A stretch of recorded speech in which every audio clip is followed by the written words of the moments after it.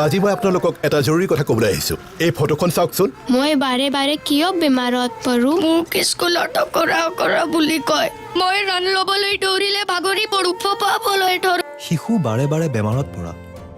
ভাগৰ লগা বা পলমকৈ বুজি পোৱা এই সকলোবোৰ অপুষ্টিৰ লক্ষণ হ'ব পাৰে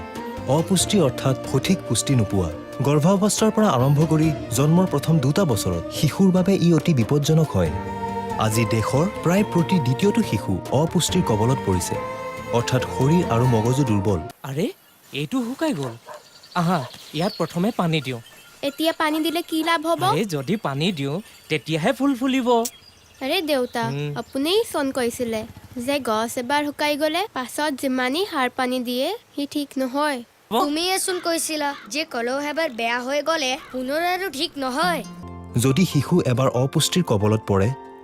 তেতিয়া ইচ্ছা কৰিলেও আমি সিহঁতক পুনৰ ঠিক কৰিব নোৱাৰোঁ নিজৰ সন্তানক অপুষ্টিৰ পৰা বচাব খোজে যদি 4টা কথা নিশ্চয় মনত ৰাখক 1 গৰ্ভৱতীক ভাল খাদ্য 2 প্ৰথমৰ দাঁতিত গাখীৰকণহে আচল 3 ছমাহ কেৱল স্তন্যপান 4 পাছত স্তন্যপান আৰু পুষ্টি তত্ত্ব ধ্যান